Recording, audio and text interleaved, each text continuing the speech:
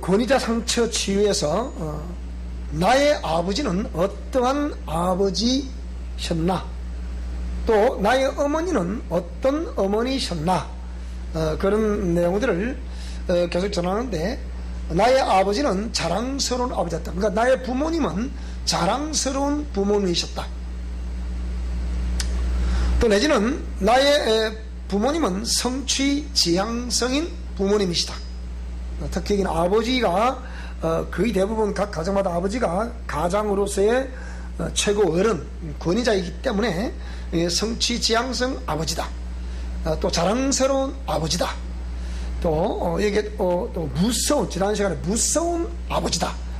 그러니까 또 반대로 아버지와 어머니는 부부, 즉 한 몸이기 때문에, 여기서 또 상대적으로 우리 어머니는 자랑스러운 어머니다.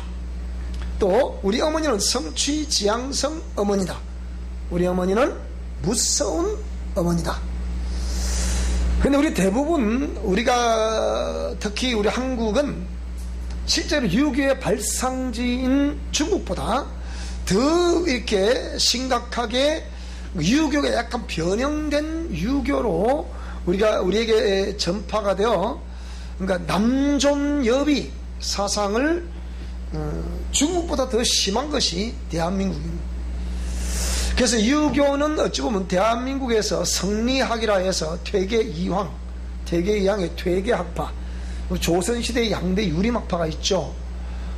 양대 유림학파는 안동의, 경상북도 안동의 도산서원을 중심으로 한 퇴계학파, 그리고 진주 여기에 덕산서원, 여기에 남명학파, 조식 선생의 남명학파, 이 두 학파가 조선시대의 양대 유림입니다. 그러니까 이 어찌 보면 유교는 발상지인 중국에서보다 퇴계학파를 통해서 성리학이라는 걸 통해 가지고 우리 이게 조선반도에서 꽃을 피웠던 것을 볼 수 있는데, 이것이 잘못되게 우상숭배라는 개념과 이렇게 합치게 되니까 오히려 죽은 조상들을 신으로 받드는 것이 있어서, 이것으로 인해 가지고 이제 또 역시 남존여비 사상과 함께 이게 아주 좀 약간 이상한 유교로 우리 가운데 이렇게 전파되어 오다 보니까 무서운 아버지, 무서운 어머니, 뭐 이렇게 우리가, 그러니까 또 여성들을 천시 여기는 이런 사상들이 우리 가운데 많이 있었죠. 그렇기 때문에 대체적으로 우리 조선반도에서는 이렇게 아버지, 거의 권위자 이슈라고 한다면 거의 대부분 나의 아버지가 어떤 유형이었나, 이게 거진 대부분 우리가 영적 유전자, 오늘 이렇게 인쇄소 가서 이게 이제 우리가 그 영적 유전자 회계 기도문, 치유와의 기도문이 있었는데, 이게 다 그동안 다 팔려 나갔어요. 팔려 말이 좀 그런데 다 나갔어요. 이게 다 나갔는데, 그래서 재판을 해서 오늘 재판을 했어요. 오늘 인쇄를 막 이제 하고 아마 이번 주 빠르면 금요일 아니면 다음 주 월요일에 이렇게 나오리라고 보는데, 그것과 함께 이제 그 박사 논문도 오늘 또 이제 또 견적을 또 뽑아야 해서 또 그것도 이제 하나 나오면 이제 7월달 안쪽으로는 이 이제 또 한 거는 재판되는 책이 나오고 한 거는 새로운 책이 나오고, 그것도 연말 되기 전에 또 한 300페이지, 400페이지 정도 책이 또 나옵니다. 그래서 올해는 이렇게 그하고도 소책자가 한 2권 정도 나올 거고요. 이렇게 올해 이제 이렇게 책이 계속 추가해 될 겁니다. 그러니까 우리가 실제적으로 이 책이 나갈 때마다 모든 것을 우리 사실 이제 미션 코람도 선교 회원들이 사실 기부를 해주는, 거기서 우리가 이렇게 거기다 충당합니다. 우리 교회에서 물론 저재사건 전에는 들어갔습니다만은 여기서 충당하는데, 실제적으로 이렇게 이런 책들이 이제 계속해서 이제 나옴과 동시에 국립중앙도서관에 전부 다 이렇게 다 책이 다 들어갑니다. 나오는 책 다 들어가게 되어 있습니다. 그렇게 되어 있기 때문에, 그래서 그 대신에 이제 국립도서관에는 이제 제가 이제 우리 책을 이렇게 한부 기부를 하는 거예요. 기부를 하게 되면 이제 그것을 이제 거기서 보관했다가 어떤 논문이나 어떤 걸 쓰고자 책을 참고 딱 앞으로 정호성보다 딱 치면 국립중앙도서관에 정호성보다 도서가 목록이 몇 건이 있냐, 그걸 이제 좀 확인해 보시면 돼요.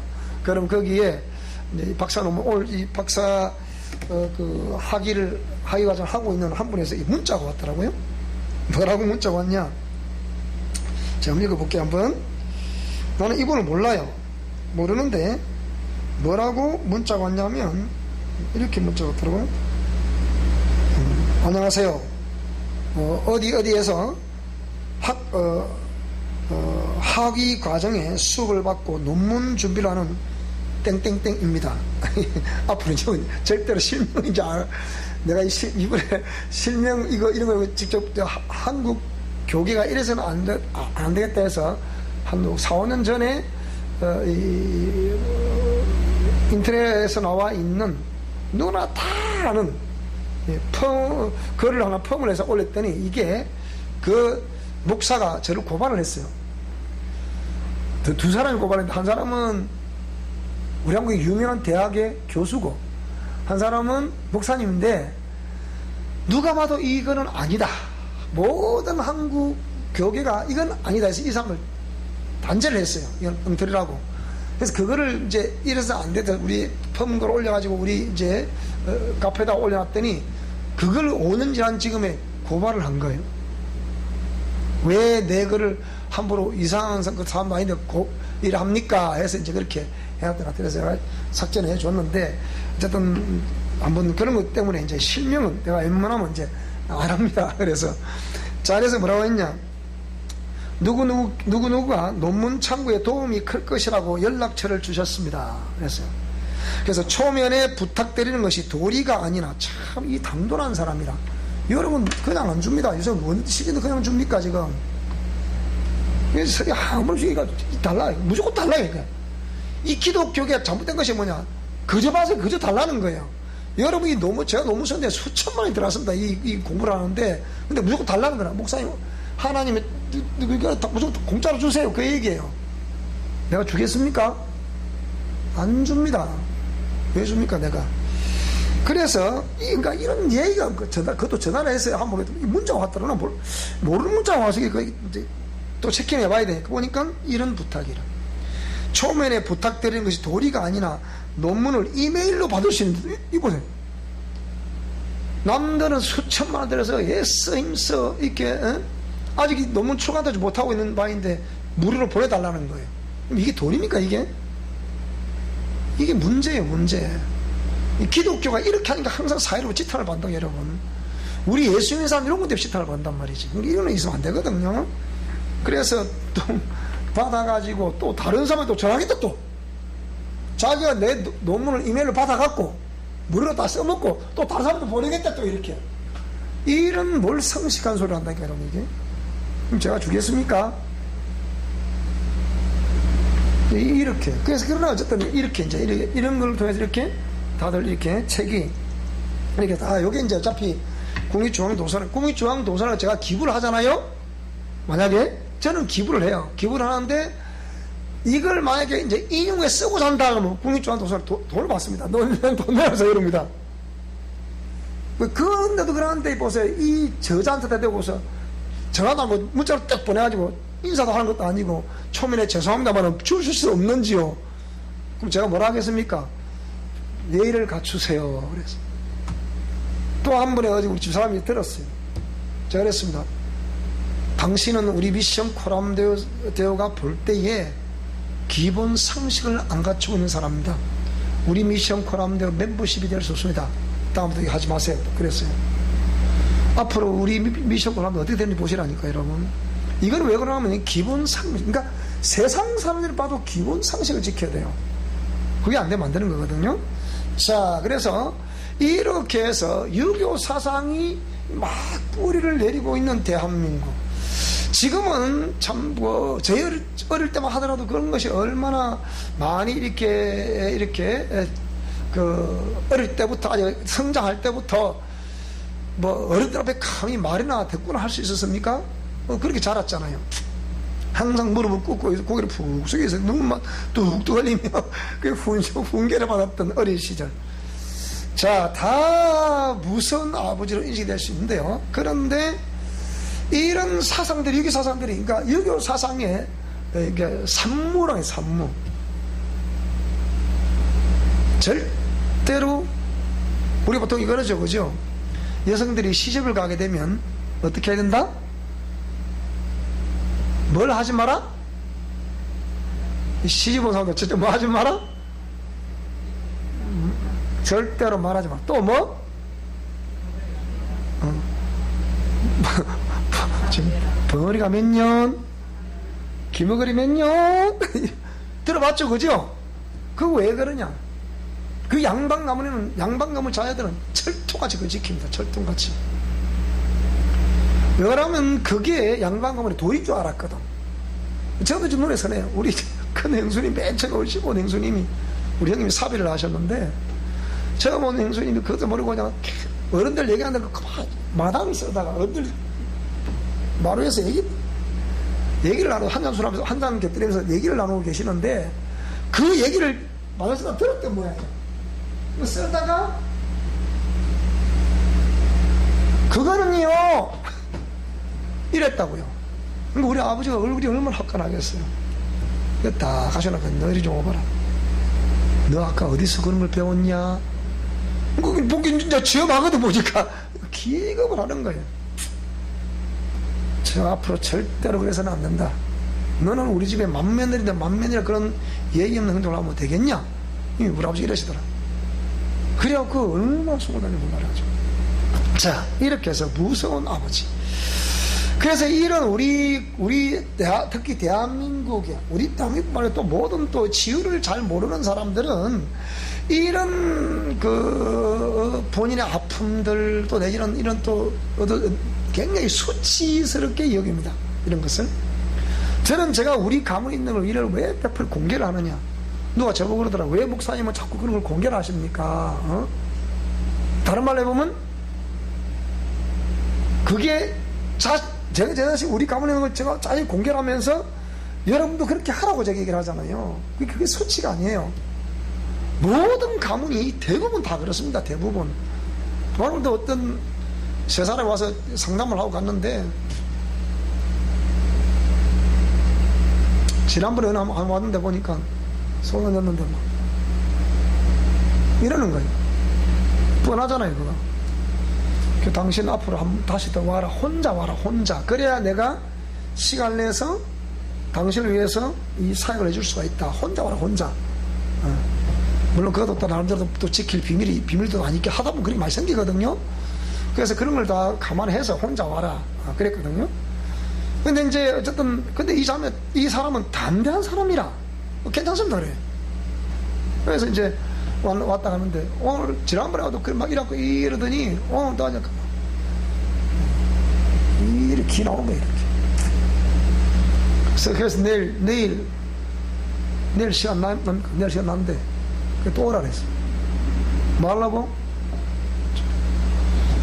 그래서 내일 또 오면 또 이제 사역을 할 생각인데, 이렇게 대부분 이게 치유사역, 그러니까 축사사역, 우리가 말하는 이 치유사역은 일반 뭐 내적 그런 게 아니잖아요. 영적 유전자, 이걸 보고 옛사람과 자아를 보고 그런 걸 보고서 이게 우리가 그 유전자를 뿌리 뽑는 거 아닙니까? 그런 거기 때문에 그러니까 이 사역이 왜 자꾸 오늘도 그 놀라는 거예요. 오늘 세 사람 중에 한 사람 또 손한테도 죽는 거예요. 두 사람 다 속옷 사주고 팍 찌르는 것 같다. 저거 손 이렇게 했는데 우리 매일 아시지만 했다 이랬는데 이것도 마찬가지. 손한테 뭐 죽는 거라 이렇게. 그래서 막 얼마나 아프면 입에 욕이 튀어나오더래요. 내가 목사님이라서 내가 못해서 딴 사람 돼서 뭐 했다는 거예요. 그렇게 얘기하더라고요. 자, 그래서 이게 뭐라 그랬습니까? 많은 그리스도인들에게 자신의 어린 시절 집안 환경을 물으면 좋은 환경에서 자랐다고 말합니다. 거의 대부분. 아버지의 따스한 사랑, 또 어머니의 따스한 사랑을 이게 아버지, 또 다른 말 뭡니까? 이게 다른 말로 해보면 아버지, 어머니. 이게 뭐라고요? 따스한 사랑을 많이 받았었고, 사랑한다는 말이 많이 듣고 자랐다고 생각합니다. 근데 곰곰이 생각해보면 실제 아닌데, 그걸 대외적으로 공개를 하면 강력한 여러분이 보세요. 공개를 하고 이렇게 시인할 때 그거는 영들도 그 앞에서 꼼짝 못하는 거예요. 그래서 이 축사는요, 악한 영들 쫓아낼 때 본인이 본인 안에 지금까지 내가 이렇게 살았습니다, 이걸 시인할 때 영들이 축사가 돼 나갑니다. 아시겠습니까? 절대로 시인 안 하면 축사 안 합니까? 그거 뭐 체면 따지고 못다 그러면 절대 치유가 안 됩니다. 될 수가 없어요, 그거.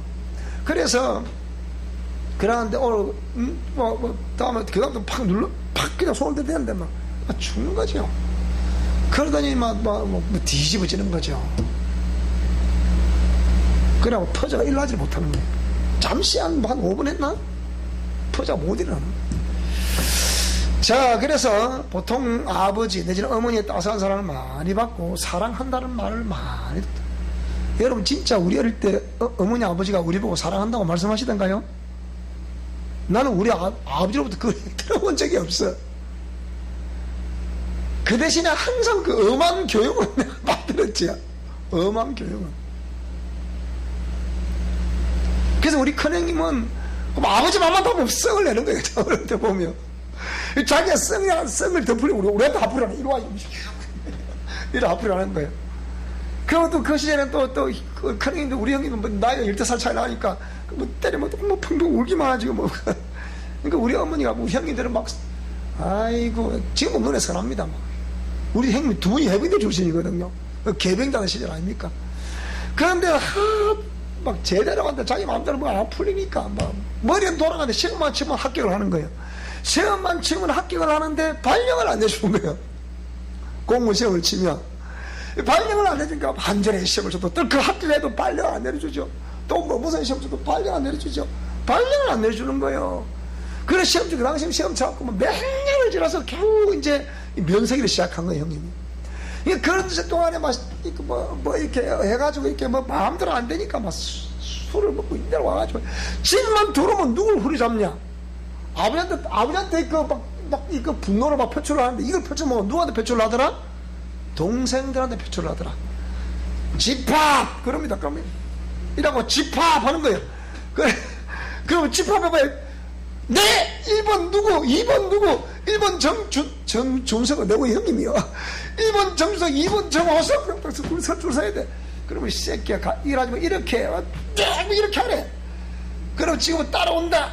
네, 그러면 그들하고 또 지금 여름 것도 괜찮지. 또 겨울에 그 추운 어릴 때 눈이 많이 왔잖아요. 우리 집뒤가 가을 하는데 집뒤 밭이거든. 딱 가면 친구들 팬티 많이 입고 옷을 벗다 실시. 그럼 옷을 벗어야 돼. 그러면 지금부터 따라온다. 복창은 뭐 짜자 따라가. 자, 대사가 따라갑니다. 대사는 하시들은 문중에 그 묘가 있었어. 딱 남쪽에 묘가 있었는데, 그러면 큰 소나무가 그 묘 주위에 몇 개가 있고, 나머지 다 민둥산이, 옛날 민둥산이잖아요. 그죠? 그걸 가면 뭐라냐, 또 중간중간다가 또 목소리 작으면, 구령이 마음 안 든다. 다음, 낮은 포복 준비. 그럼 낮은 포복 아래 낮은 포복을 하지. 그럼 자기가 몸은 보입니다. 딱 이렇게, 이 낮은 포복이다. 높은 포복은 이렇다. 낮은 포복 이래. 그래, 그 추운 겨울에 막 그 눈 받는 소리라고 막 저기 소름 보이지?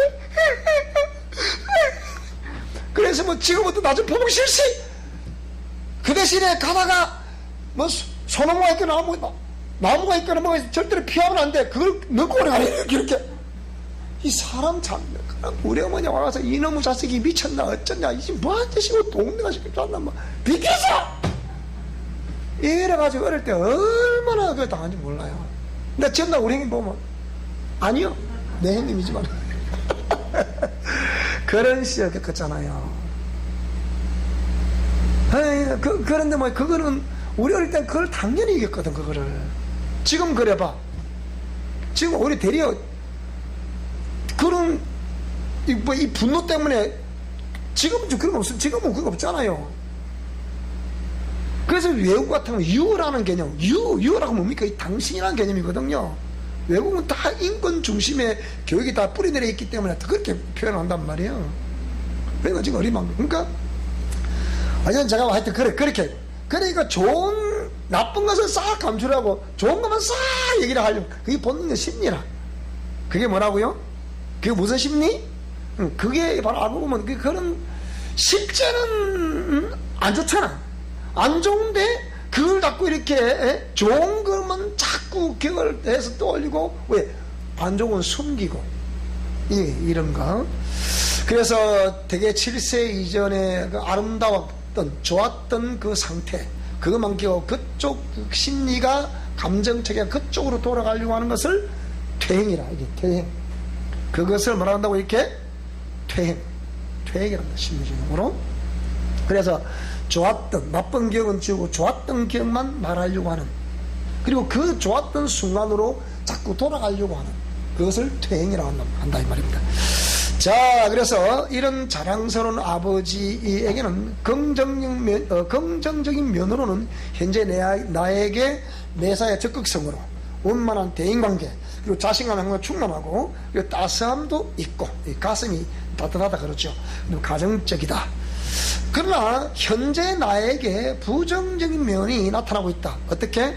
상황과 환경, 현상, 대인관계의 충돌을 예사로 여기거나 또는 사사로 여긴다. 교만과 거만, 성장 과정의 그 습관 그대로 하다 보니까 상대방이 나를 보고 뭐라 그러냐, 너 교만하다, 거만하다 그렇게 얘기합니다. 그리고 과거와 현실의 괴리. 과거는 들어보면 막 우리 집이 잘 살았고 나는 행복하게 살았고 뭐 어떻게 뭐 사랑받고 살고 말하는데 현실에 보면 전혀 다른 상황이 펼쳐지고 있는데 자기는 안 그렇다는 거야. 그럼 이 다른 상황을 펼치는 이 이유가 도대체 뭡니까? 잘 생각해 보세요. 이건 두 가지예요. 하나는 첫째로 우상숭배 이게 이 부분이 처리가 안 됐거나 영향이 처리가 안 됐거나 아니면 지금 거짓말하고 있는 거예요. 이 두 가지거든요. 심지어 그렇습니다. 그래서 과거는 긍정적이었던 현실. 그리고 저는 그렇잖아요. 저도 실제로 웬만한 사람 때는 우리 집에 일하는 사람 넷이었다 그랬잖아요. 넷이었는데 근데 초등학교 들어올 때는 먹을 것이 없었다고요. 저한테는. 그럼 뭡니까? 그러면 그 과거에 잘 살았는데 현실은 뭐라고요? 아직까지 저는 제 집이 없다 그랬잖아요. 아직까지 달라지고 있단 말이에요. 자, 이런 거, 이거 현실의 괴리, 이걸 어떻게 해석할 것이냐, 그 얘기예요. 그것은 부정적인 면이 그대로 제가 아직 나타나고 있는 거죠, 쉽게 얘기하면. 이런 것들, 과거와 현실의 괴리, 다르다, 이 말이죠, 그러니까. 그래서 우상숭배의 부정영향이 계속되고 있다. 또, 권위에 불복종하는 경향이 있다. 그 다음, 고정관념이 강하고요, 아집이 강하다, 자기주장이 강하다, 항상 목소리가 크다, 뭐 이런 식으로 나와 있습니다. 자, 성취지향성 아버지는 의미의 가이드라인을 정해놓고 거기에 도달하도록 강요를 한다. 그런 사람, 아버지는 항상 그런 권위자가 나에게 그렇게 했다. 나 역시 우리 아이들에게 어떤 목표를 설정해놓고 그렇게 되기를 계속 강요를 하고 있다. 그러면 내가 성취지향성이구나 깨달아야 돼요. 거기에 도달하지 못할 때는 엄격한 비판 그리고 언어폭력을 일삼는 냉정하고 엄격한 아버지. 그 다음에 가끔은 칭찬과 격려도 하지만 그 칭찬과 격려는 설정해놓은 수치에 도달케 하기 위한 내적인 심의 때문에 그렇다. 이런 아이들은 반드시 성장하면서 내적 맹세를 하게 되죠.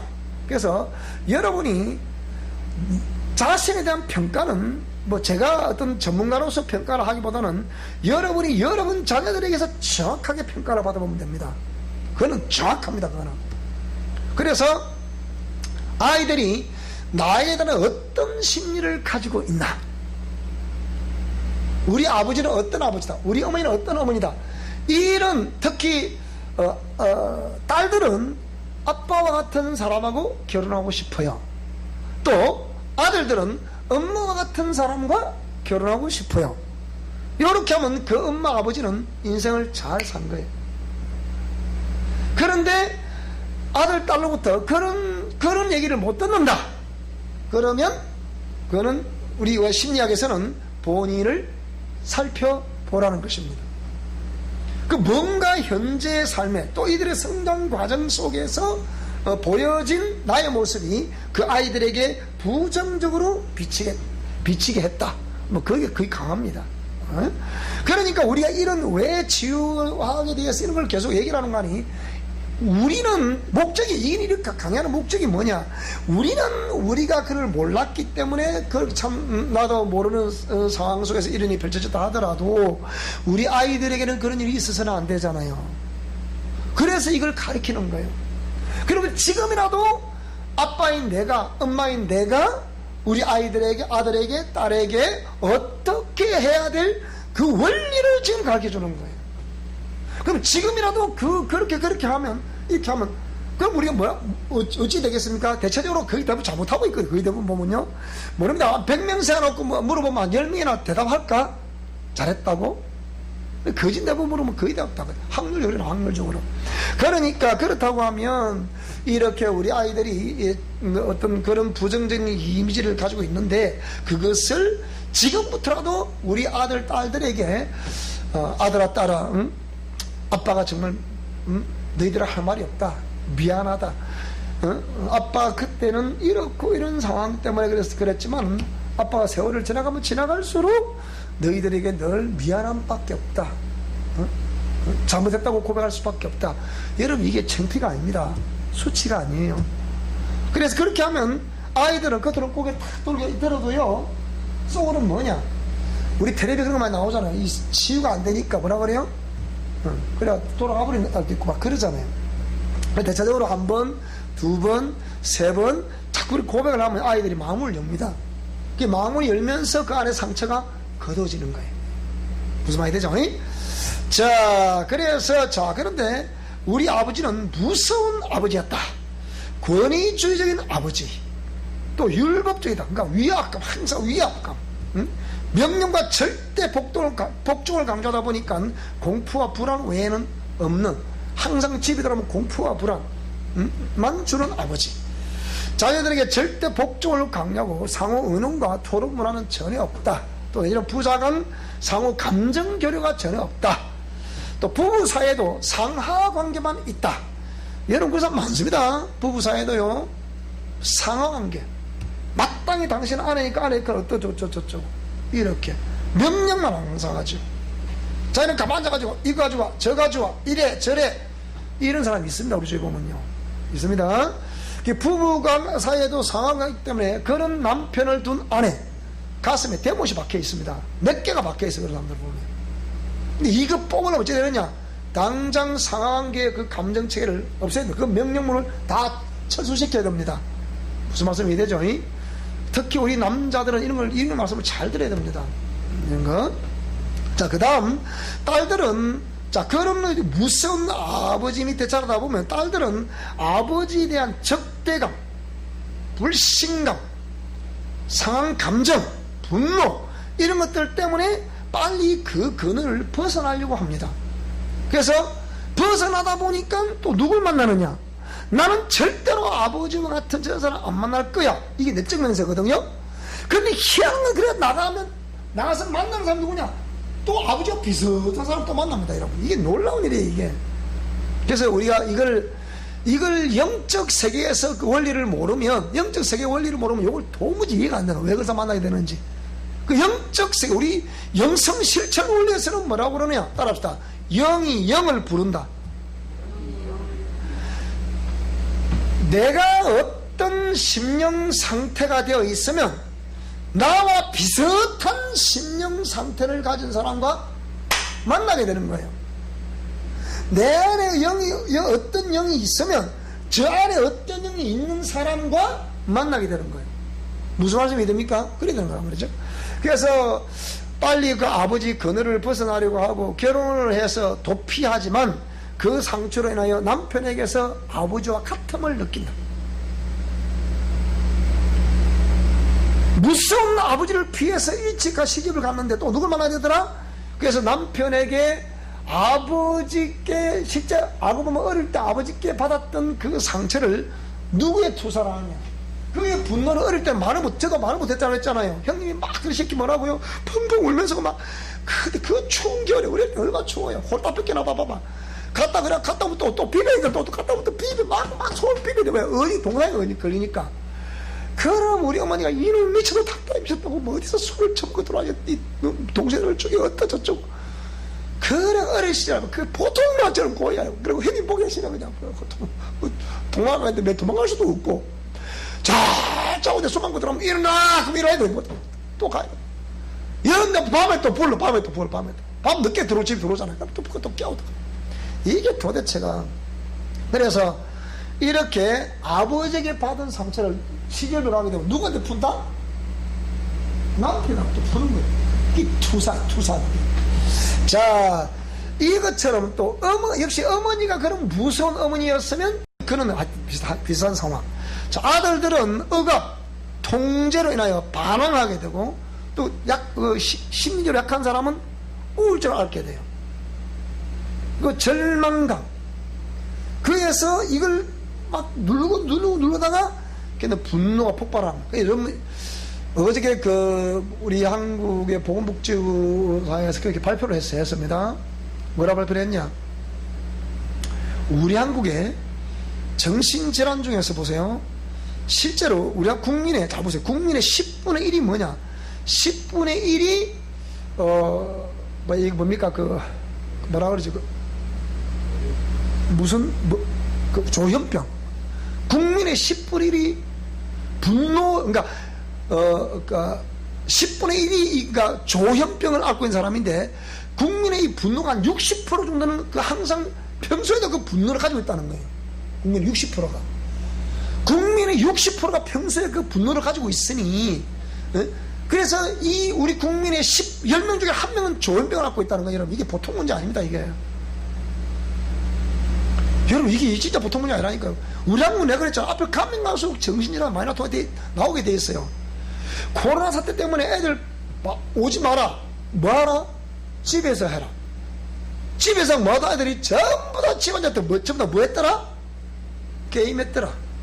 게임하고 놀고 게임하고 먹고 자고 밤새도록 방학도 없고 막 이러고, 그러니까 밤새도록 놀다가 낮에 자고 싶으면 자고 일하고 하고 그래 전부 다 살이 포동포동 쪄도 전부 다 게임 중독돼 나오는 거야. 가지고 그걸 게임 산업이지 무엇이니 해갖고 난립니다. 난리.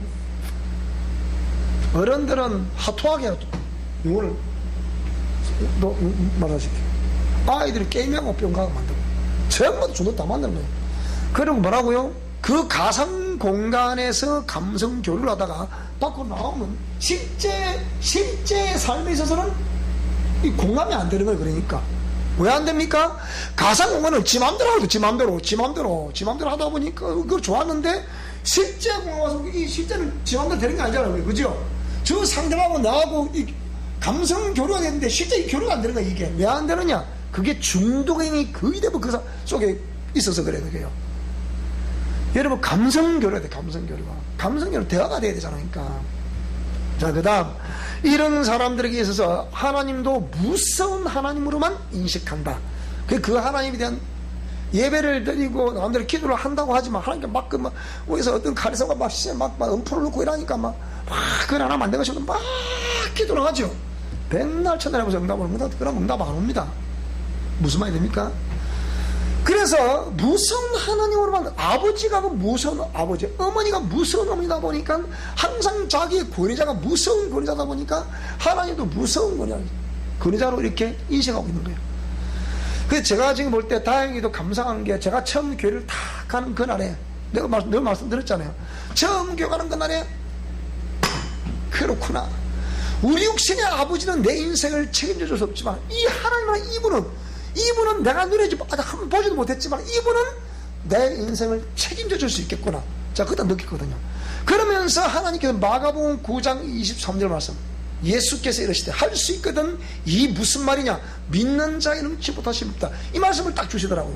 그게 지금까지 제가 그걸 품고 계속 왔기 때문에 그나마 우리 아버지에 대한 부정적인 인식보다는 그 하나님에 대한 긍정적인 그것이 처음 가는 그날에 딱 주어진 거죠. 그러면 제 인생 나이 60 넘은 나이에 지금 그 아버지 글 밑에서 아버지의 정신사상에 의해서 영향을 받던 시간보다 하나님께로부터 영향을 받고 살아온 시간이 몇 배 더 길잖아. 보세요. 그럼 이게 바꿔지고 안 바꿔지겠어. 그러니까 그래야 바꿔진다니까요. 무슨 말씀이 되죠? 자, 그래서 무서운 하나님, 뭐라고요? 언제나 좋으신 하나님. 그렇죠. 비록 내가 믿음이 없어서 그렇지 하나님은 분명히 응답하시는 하나님, 좋으신 하나님. 팔이 짧아서 내가 구원을 못하겠냐? 하나님 하실 수 있다는 거죠. 그래서 이 무서운 아버지 밑에 자란 부모님들은 대인관계에서도 항상 눈치를 보고 두려움을 느껴요. 이게 말하면 혹시나 뭘 하지 않을까? 목사님 혹시나 뭘 하지 않을까? 뭘 할 건 뭘 하지? 뭐 무조건 뭘 합니까? 그러지 않거든요. 네, 예를 들자면, 자, 또 이어서, 자, 무능한 아버지. 우리 아버지는 나의 모든 것을 공급해준 아버지야. 근데 제가 볼 때는 제가 우리 육신의 아버지를 봤을 때 우리 아버지는 무능한 아버지는 아니에요, 분명히. 무능한 아버지는 아는데 나름대로 열심히 노력하고 열심히 하시는데, 나름대로, 뭐, 공무원 저도 하실 줄 됐으면 바보는 아니잖아요. 그 시절에 우리 공무원 하셨으니까. 그런데, 공무원을 이 해갖고는 도저히 자식들을 못 먹게 살리겠다라 그 얘기예요. 그래서 공무원을 그만두고 뭐 했다? 망치를 짜고, 망치하고 목소리를 하셨다는 거예요. 목소리를 하시다가도 또 머리가 돌아가시니까 뭐라고요? 이제 일을 이렇게 이제 계약을 해서 일을 이제 떼가지고 하청을 만들어주니까. 그리고 또 사업을 또 하는 거예요. 그래가지고서.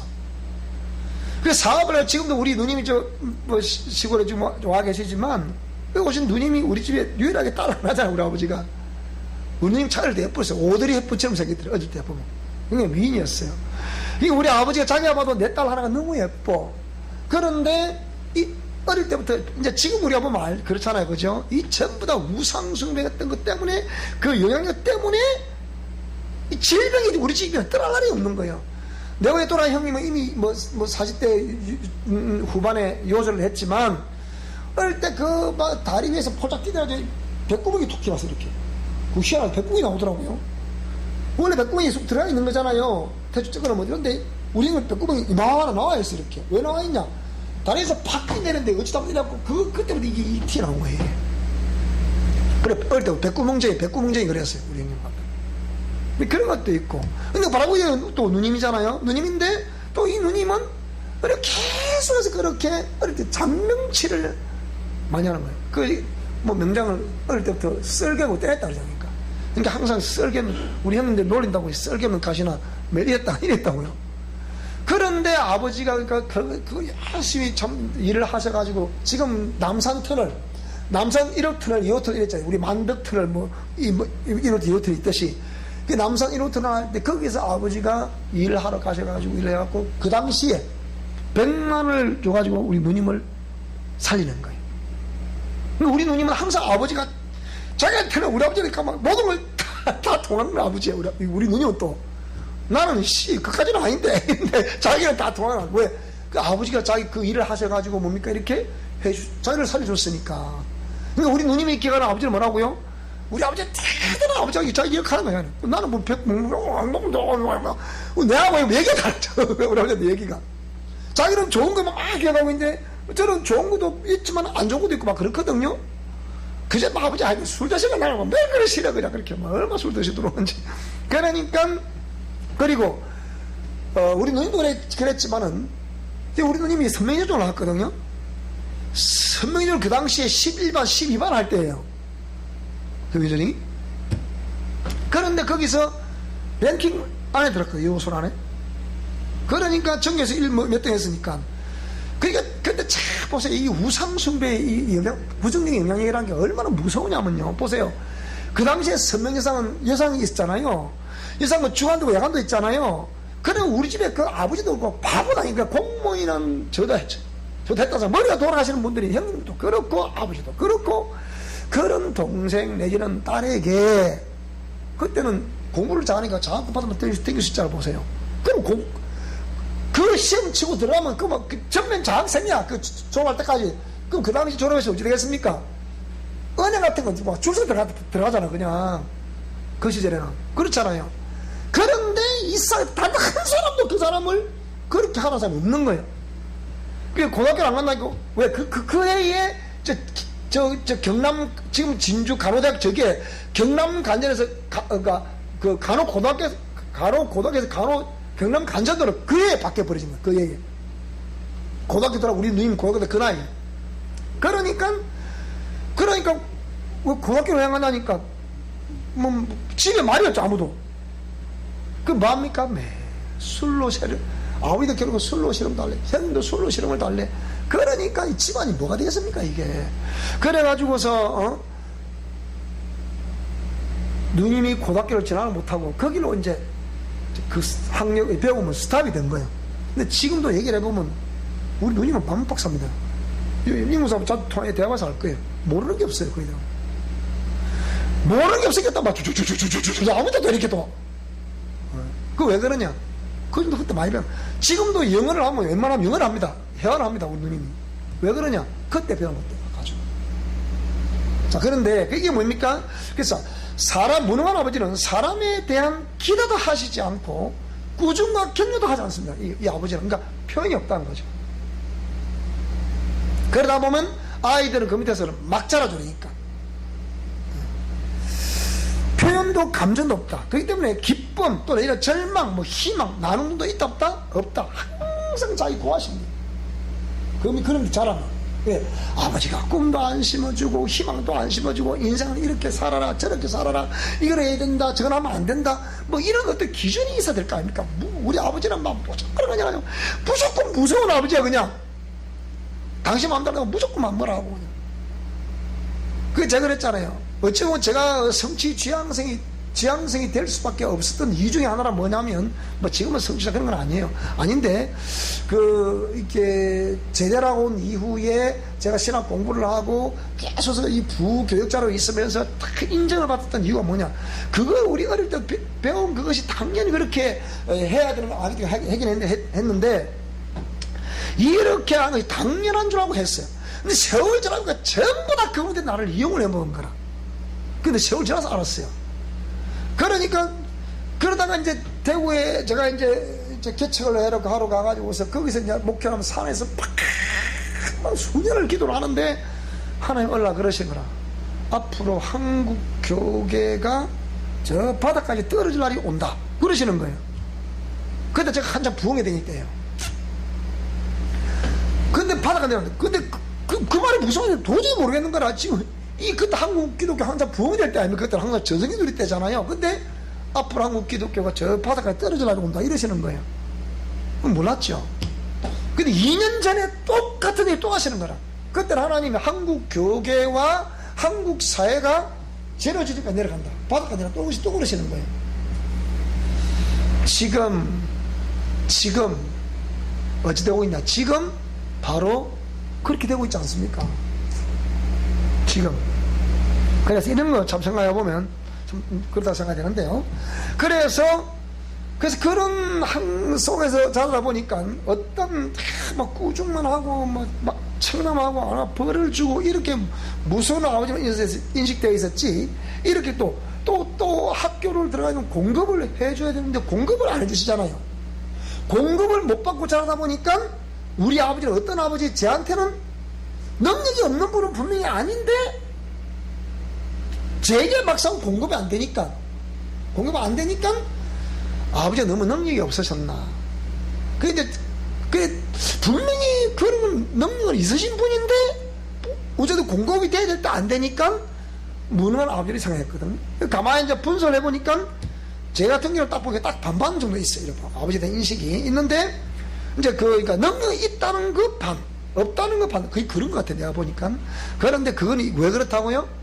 뭐 돈을 벌어서 또 뭐 누님을 살리고 이런 걸 보면 능력 있는 아버지라. 그리고 김윤양 씨가 유당병을 수술했거든요. 그때는 마취 이런 게 없어가지고 막 그냥 칼로 쭉 잡자 이런 거거든요. 그래서 딱 잡고 이렇게 잡고 막 이렇게 일 때거든요. 그러니까 김윤양 씨가 자기 딸을 그렇게 함부로 했다고 윤양 씨 그 윤양 씨 말 그래요. 누님이 태원에 나오는 그날에 하는 말이, 네 이제 퇴원하나? 네, 감사해요. 그러니까 내가 병원하면서 나 같은 사람 처음 봤다 그러더래. 왜? 내가 제가 병원하면서 사람 살려주고 뺨 맞은 거 처음이라 그러더래. 윤양 씨가. 그런 아버지 보면 대단한 아버지 터지거든 보면요. 있는데 근데 제게 공급이 안 되다 보니까 이제 능력자 아버지 반, 무능한 아버지 반 이렇게 되는 거죠. 그래서 이런 건 뭡니까? 그래서 우리 아버지가 항상 그렇게 이제 내적 맹세를 할 수밖에 없는, 절대로 부모를 믿지 말고 형제를 믿지 마라. 우리 아버지 철학이 그래요. 일하기 싫어도 먹지도 마라. 이런 거 하고. 딱 그런 말씀을 줬거든요. 그 제가 스스로 일어설 수밖에 없는, 아무도. 그래서 제가 처음 교회를 나와가지고 집사람하고 결혼을 했는데, 그 결혼 사진이 집 앞에 있어요. 그 사진이. 호주머니 쓰고 저 벌판하고 확 바라보다 바람이 뒤에서 확 이렇게 부르고, 누가 뒤에서 사진을 찍었어. 그 사진을. 그 사진 딱 두 카트가 있어요. 우리 아마 제 집 앞에 있을 거라. 그래가 먼 발치를 바라보는 나. 근데 꿈에 딱 그 장면이 그대로 꿈에 나타나는 거예요. 그 하나님 뭐라고 그러시느냐? 네가 가는 길은 광야에 홀로 서서 가야 된다. 이러시는 거예요. 그 말을 뭔지 몰랐거든요. 그 말 결국 얘기라. 어느 누구 믿지 마라. 저는 그래서 항상 제 속에는 하나님 외에는 믿을 리가 없다.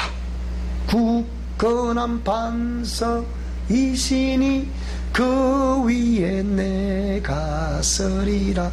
그 위에. 그래서 이 몸의 소망 무엔가 우리 주 예수뿐일세. 이게 계속해서 하나님만 의지. 하나님 눈을 들어 산을 보니 어디서 도움이 어디서 올까? 나의 도움은 천지를 지으신 주 여호와에게서. 이런 게 자꾸 오는 거예요. 이렇게. 그래서 자신 외에는 어느 누구도 믿지 않는다. 그렇지만 저는 이제 청년이실 때 하나님 믿었잖아요. 그래서 달라졌다 그랬죠. 자, 대인관계 및 신앙관계에서도 항상 적당한 거리를 유지하며 지적이고 정신적으로만 동의할 뿐 정적인 동의가 안 되는 거예요. 그러면 안 되거든요. 그게 성령 받아라는 이유가 거기 있어요. 성령을 받게 되면 사람이 일단 이 정적인 면도 성령이 가슴을 불태우면 이게 녹아내리거든요. 그러면서 정적인 사람이 또 됩니다. 해보면. 그래서 성령 하나님의 역사를 가장 먼저 이게 그런 게 없기 때문에 비판하지만 성령사 딱 임재하고 나면 그게 달라져요. 사람이 달라져요. 그래서 거듭났다 얘기를 하는 거죠. 그래서 한국 사회에서는 방언을 기도를 해야, 그러니까 성령이 임하면 또 다른 방언을 하니까 방언이 성령이 임한 표적이다 말하는 이유가 거기 있어요. 무슨 말이 되죠? 그죠? 그래서 그렇게 있을 때 정적 동의가 일어날 수 있다고 보기 때문에 그런 거예요. 사실 방언 기도를 하는 사람들은 나름대로는 분명히 정적인 통로가 일단 열려 있는 거예요. 열려 있는데 이 정적인 통로보다 무슨 통로가 더 강하다? 지적 통로가 강한 거예요. 그래서 가슴에 따스함이 없는 거예요. 무슨 말이 됩니까? 이것도 좀 생각해 보셔야 돼요. 그 다음에 아내의 적극적인 역할에 따라 자녀들이 성정체성을 깨닫다. 이게 무슨 말이냐? 자, 내 아버지가 능력이 있어요? 없어요? 없어요. 그러다가 어머니가 여장부로 등장해요? 안 해요? 등장하면서 그걸 보고 자란 자녀들은 성정체성의 혼란을 겪는 거예요. 아니, 아버지는 얌전하고 그런데 하면서 어머니는 뭐 어기장냐하고 막 어디 딱 뭐 여장부에 막 들어가니까, 아니 이게 또 뭐 이게 또 뭐야? 다른 집 보니까 아버지도 이러시던데 우리 집은 어머니도 이러시네? 이러니 이 아이들이 정체성을 겪는다는 거예요. 그런 관계에서 쭉 내려가다가 이 음란이 딱 역살해버리면 나온 게 뭐냐? 그게 동성애가 나오는 거예요. 이래 된다니까요. 그러니까 아내가 어떤 적극적, 그래서 제가 한 번에 우리 여청들 보고 또 우리 일산 보고 그러지 않습니까? 절대로 여성들 함부로 무거운 거 들지 마라. 무거운 거 누가 들게 하라? 남편이 들게 하라. 왜? 그리 안 하면요 항상 남편은 입마 갖고 일하거든요. 입마 갖고 일부러 큰 거 들고. 절대로 여성들이요 무거운 거 들지 맙시다. 우리 알았죠? 무거운 거 누가 들어? 당신이 들어서. 나보다 훨씬 힘이 세요. 그러셔야 돼요. 자, 그래서 왜 그것이 그러니까 아이들이 성정체성의 혼란을 겪는, 왜 보통 가장을 생각하면 아버지를 생각하거든요. 근데 어머니가 아버지가 무능하다 보니까 어머니가 항상 아버지를 명령하니까 아버지를 뭐 있고 이러니까 그걸 보고 아이들이 도대체 뭐지 이게? 여성들 저렇게 해야 되는 건가? 그 사회 나가보니까 또 그게 아니야. 그래 여기서 이제 혼란을 겪는 거예요. 이게 무슨 말이 됩니까? 그런 경우이기 때문에. 그래서 참 역기능의 가정에서는 홀로, 그러니까 아이를 키우는 그런 가정에서는 어떤 빈자리가 있으니까 그 빈자리를 메꿔주기가 힘든 거예요. 그러니까 각자 역할이 있으니까, 아빠 역할이 있고 엄마 역할이 있으니까. 무슨 말이 되죠? 그 다음 또 이런 무능한 아버지를 여러분 기억 속에 지우고 이렇게 하지 않으면 가난이 끊어질 날이 없어요. 이걸 깊이 생각해 보셔야 됩니다. 그리고 그 다음에 절제와 형식. 그 왜 가난이 끊어질 날 없으니까 항상 아버지가 나에게 공급을 해주시더라 안 해주시더라? 안 해주시더라. 그러니까 하나님께 돌아와도 하나님이 그 어릴 때 그 어떤 무난한 아버지가 딱 인력이 되어 있으니까 그 아버지란 것은 하나님께서 일반 은총에서 허락하신 위임권이자. 근데 그러면 이 최종 거래한 저 올라가면 하나님이신데 아버지 된 상처가 하나님에 대한 그 아버지와 나와의 감정체계, 무난한 아버지라는 감정체계를 느끼고 있는데 그것이 하나님께도 그렇게 인식을 할 수가 있다 그 얘기예요. 그래서 하나님이 왜 처음 교회 나오면 강력한 표적을 보여주느냐, 그런 걸 다 지우라는 거예요. 빨리 지워서 보니까 하나님 표적을 딱 보여주고 하나님 살아계시는구나 이래 될 거 아닙니까? 그럼 하나님께 딱 매달리고 적극적으로 하나님 말씀대로 하셔야 돼요. 이렇게 그래야 되거든요. 그런데 거의 대부분 사람들이 처음에는 표적을 봤으면서도 중간에 그랬잖아요. 에베소 교회, 오늘도 내가 그분들에게 말씀드렸는데 보세요. 소아시아 교회 7교회가 나오는데 7교회 사자와 그 성도들에게 편지하기로 되어 있잖아요. 그러면 그 교회 사자한테 목회자를 말한 거 아닙니까? 또 그 교회 성도들을 말한 거 아닙니까? 그러면 거기 에베소 교회 맨 처음 등장하는 교회가 에베소 교회거든. 에베소 교회 뭐라고 하나님 뭐라 하셨습니까? 그게 대표적인 교회거든요. 7교회 중에서 에베소 교회가. 그런데 이 에베소 교회 하나님 뭐라고 그러셨냐? 너는 처음 사람 뭐라 그래요? 버렸다 그랬잖아요. 잃어버렸다는 거하고 버렸다는 건 달라요. 잃어버렸다는 건 뭐라고요? 어째 하다 보니까 잃어버렸어. 그럼 하다 보니까 아니 어디 갔지? 이게 잃어버린 거란 말이에요. 그럼 잃어버리면 찾아보면 돼. 그렇죠, 그죠? 근데 버린 건 뭐라고요? 넌 처음 사람을 버렸다 그랬잖아요. 버렸다는 것은 나의 전인격으로 거부를 걸 두고 버렸다는 거예요. 이게 나한테 유익하지 않다. 그래서 버려버린 거라. 근데 버린 돌이 모퉁이에 머릿돌이 됐다 그랬잖아요. 보세요. 그분이 누구라고? 그분이 예수님이란 말이에요. 무슨 말이 되죠, 그죠? 그러니까 거기서 어디서 잃어버렸는지 다 생각해보라. 어디 지점에서 버렸는지 네가 생각을 해보라. 그 얘기예요. 다시 그 지점으로 가서 다시 회개하라. 그 얘기예요. 그래야 우리가 다시 영원히 소생할 수가 있다 이래 말하는 거단 말이죠. 그래서 그런 걸 빨리 지워야 되는데 안 지우고 계속 그대로 그 상태로 쭉 흘러가면 이 옛사람과 자라했잖아요. 그러니까 그래서 가난이 끊어질 날이 없다 그랬단 말이에요. 자, 그 다음 절제와 형식. 그 다음에 어무감으로 모든 상황이 안전하고, 그러니까 늘 항상 안전하고. 그러니까 왜? 자기밖에 안 믿으니까. 아버지가 나에게 공급을 안 해줬기 때문에 내가 어떻게 버려야 되고 어떻게 관리를 해야 되고 어떻게 지켜야 살아갈 수 있는 게잖아요. 무슨 말이 되죠? 그래서 항상 어떠하다 딱 어찌 일을 진행하다 딱 절제 스스로 그만해야 되겠다. 무슨 말이 되죠? 스스로 딱 바운드를 치는 거죠. 이렇게 더 이상 접근 못하도록 여기까지 딱. 그러니까 항상 이런 분들 공통적인 뭐냐면 자기를 항상 믿기 때문에 어떻게 해요? 그러니까 이 자기도 모르게 이게 남들이 볼 때는 고집이고 아집인데 그 사람은 그게 고집 아집이라 여기지 않아요. 왜 그렇습니까? 그게 체질화되어 있기 때문에 그렇잖아요. 아버지랑 어머니가 내게 공급을 안 해주니까 자기밖에 안 믿잖아요.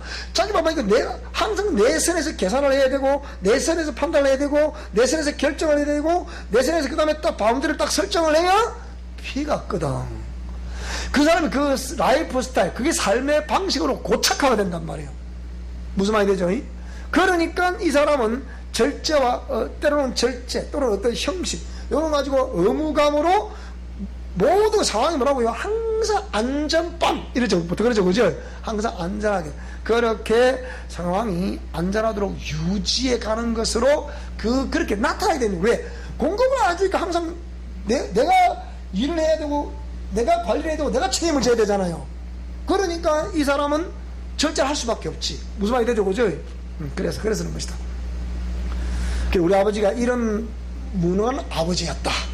냉철하게 여러분 자신의 그 아버지, 어머니를 생각해 보시면서 내 자식이 현재 내게 나타나는 현상을 생각하면서 이게 과연 우상숭배의 부정적인 영향력인가 아닌가 그걸 분석을 해보셔야 되고 그게 딱 파악이 되면 빨리 정리를 하셔야 됩니다. 정리를 하셔서 지금부터라도 제대로 된 의식 체계를 가지고 나가면 됩니다. 무슨 말이 되죠? 그래서 이걸 위해서 여러분, 이걸 우리가 여기서는 옛 습관 교제를 했죠. 지금 내적 치유, 이너 힐링이라 부르는 내적 치유에서는 저 옛 습관 저거 하나 가지고 고쳐보면 되는데, 이게 안 되는 거예요. 이게 자꾸 그게 그 상황 감정을 없애버리면 되는데, 그거 갖고 또 나오고 또 나오고 또 나오고 또 나오고 이러니까 그걸 또 감정 치유도 감정 치유도 감정 치유 감정 치유, 언제까지 감정 치유할 건데 그러면 그거 안 되잖아요. 보세요. 그럼 저 습관을 바꿔버리면 되네. 바꿔버리면 그런 게 입력이 됐다는데 그걸 이제 바꿔버리면 되네. 이렇게 그거 누가 해야 됩니까? 바꾸는 것도 내가 해야 되잖아요. 상처받은 것도 내가 받았지만 바꾸는 것도 내가 받아야 돼. 무슨 말이 되죠? 그래서 너희가 각각 회개하고 예수님을 믿어라. 그러면 성령을 선물로 받는다. 그 말이에요. 그러니까 각각 해야 돼. 누가 나를 대신 해주는 게 아니라니까. 보통 사람은 중보기도를 많이 해줘서 이렇게 해야 하는데 그런 게 아니에요. 누가 한다고요? 구원이라는 것도 각각 믿어서 구원받는 것이, 저 사람 내 아내가 나를 위해 기도 많이 해준다서 내가 구원받는 게 아니잖아요. 그죠? 그리 기도를 중보기도 했다도 그러면 중보기도를 하니까 하나님의 기름이 여기까지 왔어. 여기 임하려면 어째 되겠습니까? 그러면 내가 오픈을 해야 임할 거 아닙니까? 여기에 무슨 말이 되죠? 그죠? 아무리 나를 위해 중보기도를 많이 해줘도 본인이 오픈이 돼서 그걸 받아들여야 주의 실이 그 임재한다 이 말이에요. 그러면 각각 그 문을 안 열면 됩니까? 안 됩니까? 안 된단 말이지. 자, 이해가 되십니까? 자, 오늘 여기까지 하도록 하겠습니다. 여기까지. 자, 그래서 우리 처음부터 힘들지만 이런 것들을 좀 파악을 하셔가지고 여러분들이 좀 삶에서 이렇게 잘 활용을 해보면 좋겠어요. 그러면 우리 아버지는 어떤 아버지였다, 그런 것들이 정리가 되고요. 정리가 되면서 하나님이 우리를 향해서 이루시려는 그 역사를 이루어갈 수가 있다, 그런 생각이 듭니다.